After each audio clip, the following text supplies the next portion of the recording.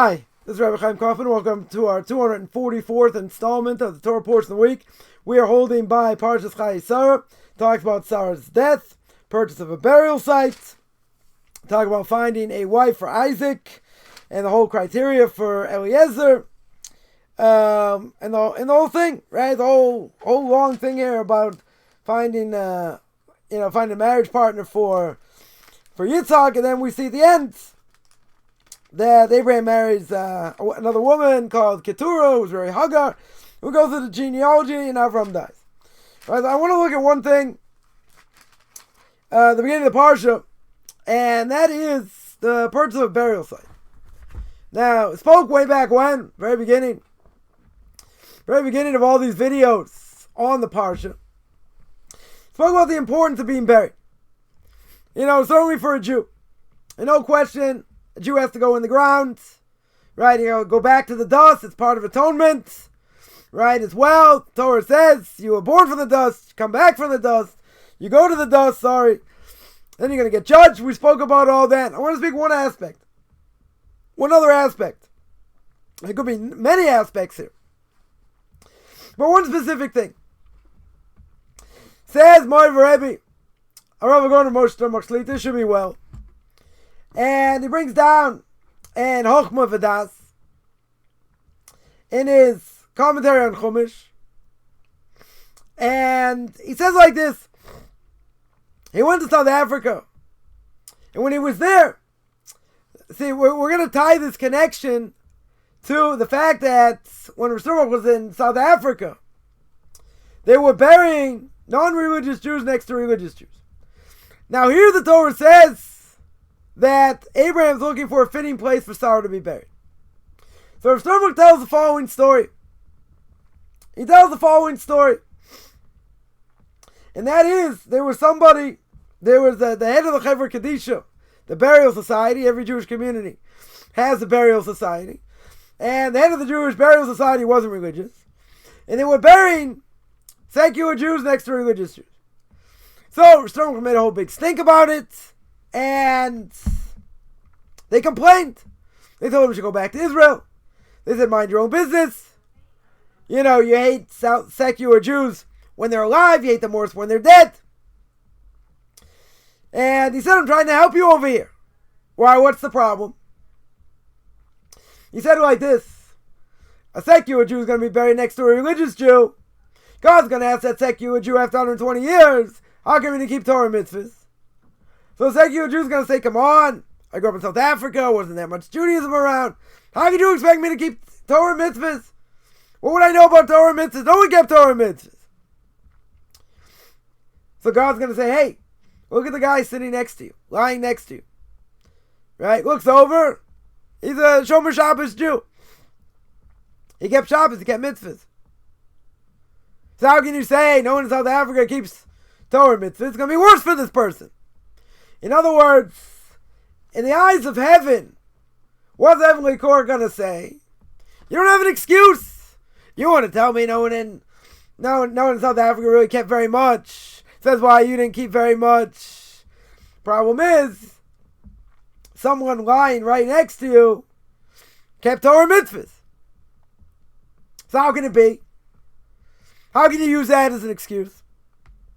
And they really gave him a hard time. They blasted him in the newspapers. They blasted him in the, in the news. And he had to make a special gathering in his shul to explain why he was making such a stink. And in the end, he was able to convince the head of the burial society, the head of the Chevra Kadisha, in order that they didn't bury secular Jews next to religious Jews. They buried them further away. Because if they're right in the vicinity, right, that's going to be a big problem. Just like some people were liable for a death penalty, right, and some of them would be liable for a more stringent one or a more lenient one. You also didn't bury them together. That's where we learned it out from. You don't bury two people like that together, because it's going to make the other one look worse. So what do we see? First of all, we see that person cannot make excuses in this world. We can't say I didn't know. I mean, what do you think? All the people, all the people in Brooklyn wearing black hats and long coats and all that, they're Amish? No. Can't make that mistake. A person can say, well, I didn't really, believe in their Judaism. I didn't want to learn about their Judaism. Oh, why not? You can't say you didn't know. Everybody knows someone in someone's family became religious. No one has excuses anymore. Very easy to find information if someone wants to find it. Unless a person was brought up not even knowing they were Jewish. Okay. But there are plenty of people brought up, like they grew up as potato farmers in Idaho. No offense. Anyone who's a potato farmer or grew up in Idaho. They don't know anything. Right? So, but they chose not to know anything also. They could have looked into it if they wanted to. They weren't interested. Didn't fit my world agenda. Okay? They want to do what they want to do. It's all about desire. We've spoken about this many times. But over here, all things are not equal. Someone who deserves a more severe death penalty, you don't bury him next to someone with a lesser penalty. Lesser death penalty. You bury them separately. So one shouldn't have a bad influence on the other, at least in the heavenly court. So what do we see? We see not everyone's equal. People who keep Torah mitzvahs, on the whole, since they're doing many correct things on a daily basis. Shabbos, kashrus, prayer, blessings, doing all these things. What do secular Jews do? Maybe a few things here. They keep Shabbos? No. Kashrus? No. What do they keep? Practically speaking, what do they keep? So now, the person can make all kinds of excuses. And then people will say, well, I don't care about the next world, not worried about that. You should be. 100% you should be. And even if there's a 1 in 10 chance, you want to take that chance? You want to play Russian roulette? I don't think so. Give someone a handgun, a pistol. 1 in 6 chance, 1 in 8 chance. There's a bullet in there. You want to pull the trigger? I don't think you want to pull the trigger. I don't think anyone wants to take that chance. Oh, but someone will say, I've never met anyone in that world to come back. That means it's not true. So it doesn't mean, we'll get into it, fine. But there's a reality. The reality is that if you're buried next to somebody who kept Shabbos, that's going to make you look really bad. First, I'm going to say, come on, I didn't really believe it. They should have tried to convince me. They should have this, should have that. Maybe someone should have helped me. Maybe I would have listened. Maybe I wouldn't have, but you didn't give me a chance. Now, how many people have family members that became religious Jews? Or they know of people that became religious? Probably a lot. In this day and age, hard to find not a family like that. Right? Or relative, distant relative, whatever it is. So they can't make any excuses. They're not going to have any excuses. But if you say, yeah, why shouldn't I want to be buried? Next to somebody. What do I care? They kept Shabbos, didn't keep Shabbos. You say what? That's against the rules? Person's going to get burnt alive. They're going to get embarrassed. That's exactly what Rav Sternbuch's saying. Person's going to make the excuse, why should I have known? Very hard to make that excuse today, but okay. How could I have known? The person didn't really give it over. I didn't, they can make excuses, why not? But at the end of the day, they're sitting right next to somebody. They're lying there right next to someone who kept Shabbos, who kept Torah mitzvahs. Now, in God's eyes, who looks better in general? Person who kept Torah mitzvahs. Why do I say he looks better? He looks better because at least the person, hopefully, was working on themselves. Tried to change character traits. Bad character traits. They did all kinds of things to help themselves. They might have failed in different ways. Fine, but you didn't do anything. You did very little. If that's the case, what are you going to answer? And this is what Mori Rebbe was saying. You don't have what to answer. You're going to be totally embarrassed. What? How could I have learned? How could I have learned? What do you want from me? Nobody learned around me. I didn't know anybody like that. Can't say that if someone in your own family. Or someone who's a cousin or whatever. You can say, oh, they were a fanatic. Maybe they were a fanatic. So what? Well, that doesn't change anything. You lived according to your own world outlook. You weren't interested in changing.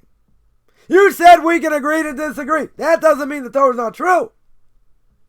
You just don't want to look into it. You don't want to have to change. I get it.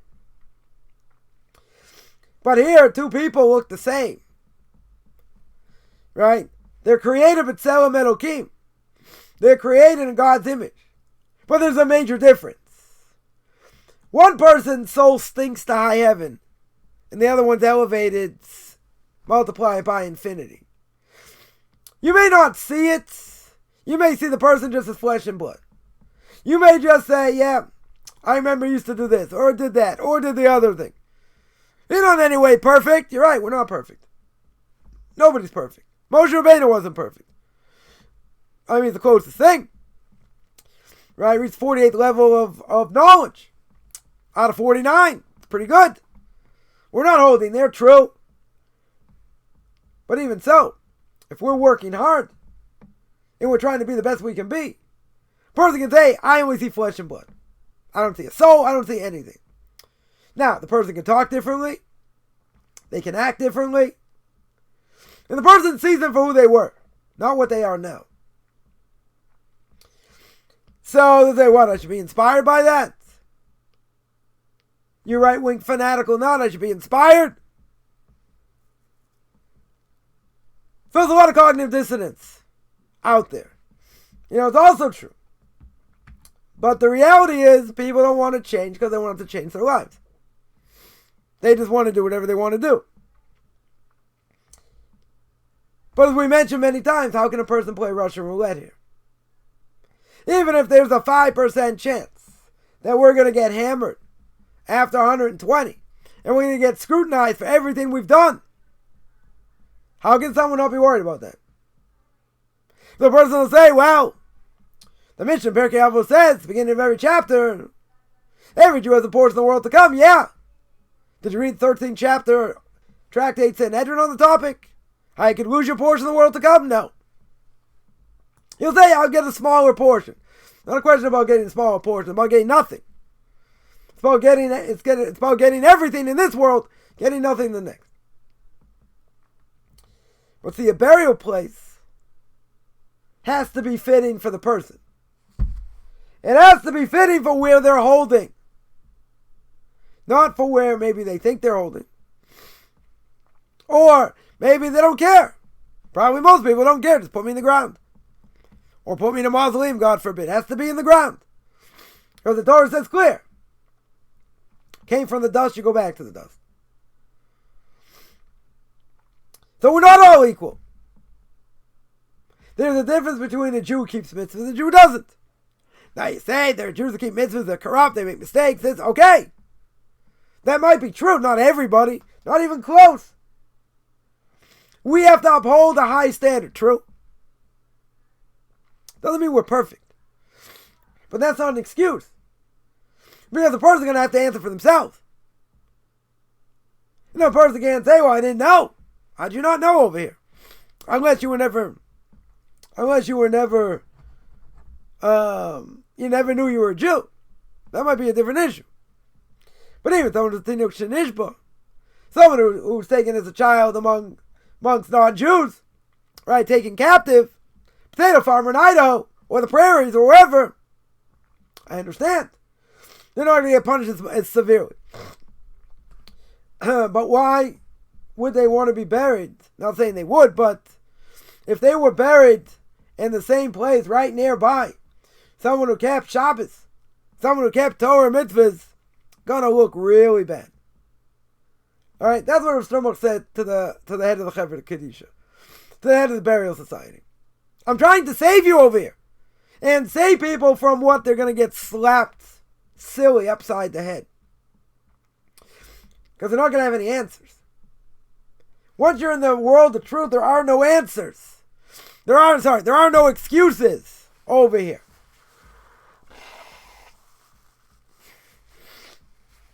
You have to answer. What are you going to answer? I didn't know.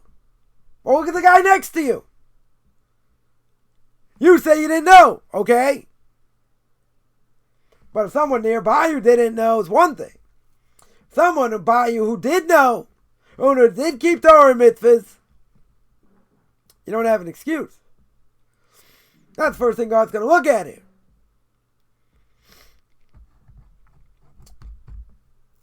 No one wants to be in that situation. Bad enough we're going to get judged for everything we do, for all our thoughts, everything. Just like someone has an out-of-body experience. They see their life flash before their eyes very quickly. This is what's going to happen. And just like we're recording now, you're not going to have any excuse. You can't say, I didn't do this. I didn't have my hand in the cookie jar. You did. Play the video. 100% you had your hand in the cookie jar. How can you say you didn't? You have no excuse. That's what hell is going to feel like, or a part of hell is going to feel like. The total embarrassment. Now, if God accepts some of your excuses, okay. If He doesn't, no pun intended, there'll be hell to pay. Depending why you did it, where you were holding, a lot of different factors. Many, many different factors. But to say I didn't do it, no. To say how could I possibly known? Let's see. Let's see where a person was in life. Let's see if they ever came across Orthodox Jews. Doesn't matter, they made fun of them, this, that. If they never came across an Orthodox Jew, they had no idea, that's one thing. But if they rejected it out of hand, without looking into it, this, that, what excuse are they going to have? So, there's a reason why the Talmud says certain people who died by capital punishment cannot be buried together. So too, people, one keeping Shabbos, one not keeping Shabbos, should never be buried together. Because that person's going to get embarrassed later. Way embarrassed.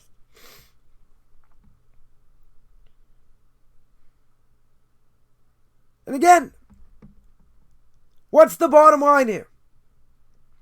The bottom line is, what is the person going to answer? What excuse are they going to make? They didn't speak to my level.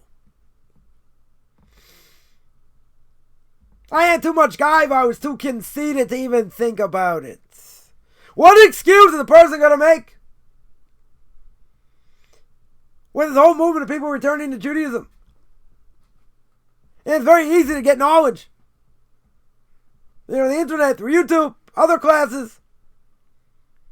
The knowledge is there. It's out there. If a person wants to tap in. Says the Talmud, you want to go in the right direction, God will help you. You want to go in the wrong direction, God will not stop you.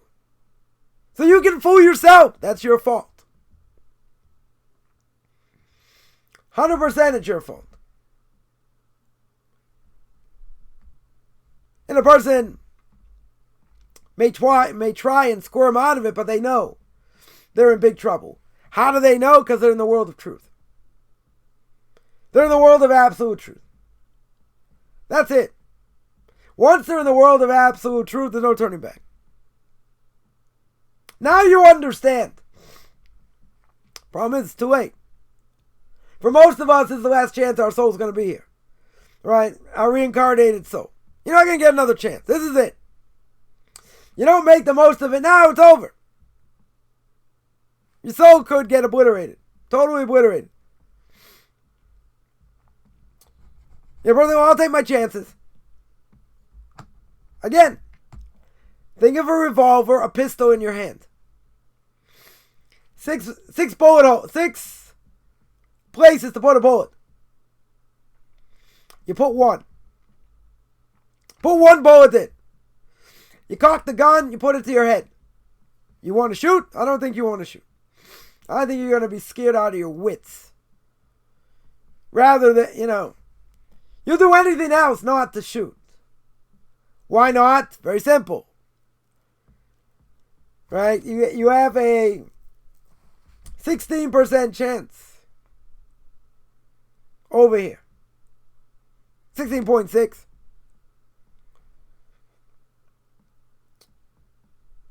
I don't know how many people want to take that chance. I would say even if it's a 1 in 8, even if it's a 10% chance, let's say there were 10 bullet holes. You stuck one in. I still don't think anyone's going to want to pull the trigger.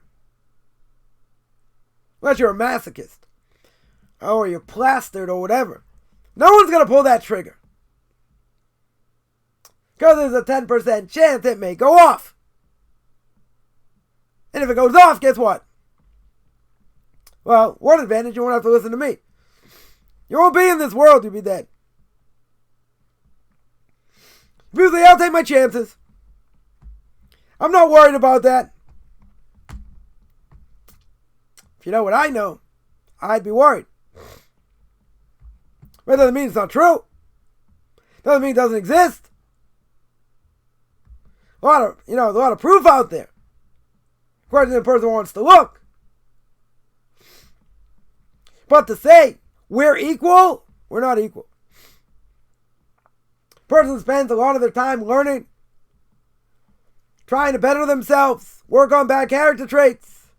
And someone who does whatever they want, don't care how successful they are in business and other things, they don't work on character traits. They spit in God's face on a regular basis. How are those two people equal? It's not a question of a person thinking, well, I'm better than you. What makes us different? What makes a Jew different from a non-Jew? The Torah. That's it. It has nothing to do with being better. It has to do with the fact that a person keeps Torah mitzvahs. If they didn't keep Torah mitzvahs, are they any different than a non-Jew? No. Are they any different than an animal? No. Why not? Because they're doing whatever they want. They're just going according to their base desires. That's it. That's what animals do. They're no different. You say, what, you calling me an animal? Yeah, and maybe a more intelligent animal. That's it. Person can have unbelievable intelligence and be an animal. What's the proof? Aristotle did a lot of terrible things. But he had a great mind, great philosopher. He said, today I'm not Aristotle. Yeah, today you're a pig. Today you're an animal. Crawling around in the mud. And tomorrow I'm Aristotle the philosopher. No, you're a pig. Forget about philosophy. We don't compartmentalize over here. So someone doesn't have Torah mitzvahs. What are they doing? Whatever their heart tells them. Whatever their moral values are. Which are not absolute. Changes over time. That's why it's called moral relativism. Morality is relative. So you want to say that a person keeps Torah mitzvahs is the same as someone who doesn't? They're not the same. Their souls are very different. Going in totally different directions. Now again, we're not standing on a pedestal saying, oh, I'm so much better. Got to be humble also. But what I'm saying, what differentiates? There's only one thing that differentiates over here. Between a Jew and a non-Jew and a religious Jew and a secular Jew. The only thing that differentiates is the Torah that they keep. In the elevation of the soul. Whether you see it, whether you don't see it, doesn't matter. But if a person's working on themselves, they don't speak Lashon Hara, they don't curse. A person don't see the difference if they want to see it. But what are they going to answer? Right? This is what Rosh Hashanah said to the head of Chevra Kedisha. What are these people going to answer? God is going to slaughter them. You want to be buried next to a Jew that kept Shabbos? You bury him further away. You don't bury him in the same place. Because God's going to look down and he's going to throw the book at them. What? You didn't keep Torah mitzvah? I didn't. How could I have known? How could I have known? I grew up in South Africa. Really? He also grew up in South Africa. He also grew up in a hick place. Somewhere. He came back. He looked into it. He searched for truth. What's your excuse? What's the person going to answer? The embarrassment right there could kill them again and again and again and again for eternity. Maybe that's going to help them. Maybe the embarrassment's a form of atonement. Okay, but doesn't atone for everything. Will not atone for everything. Point over here is, we have to know how to live, we have to know how to die. And we have to know how to do things right. We don't cut corners. We don't think we're something that we're not. And we live according to the ideals that the Torah says. Now I want to remind everyone, every Tuesday, I have a class in Duties of the Heart, 9 o'clock Eastern Time, every Sunday. Sunday now, a packed schedule. We got 9 o'clock in the morning Eastern Time, Book of Leviticus. We have 12:30 Eastern Time, 7:30 Israel Time, Tanakh Talk, Controversial Issues. 2:30 Eastern Time, 9:30 Israel Time. On Sunday as well, we have Noahide Laws through Noahide Nations. Tuesday and Thursday, Q&As. Saturday, Perkei Avos, Ethics of Our Fathers. And conversion class. Anyone interested in any of this, find me on Facebook at Michael Chaim Kaufman, or Beyond Orthodox Conversion in Judaism, or you can send me an email, rabbichaimkaufman@gmail.com, RABBIChaimCoffman @gmail.com.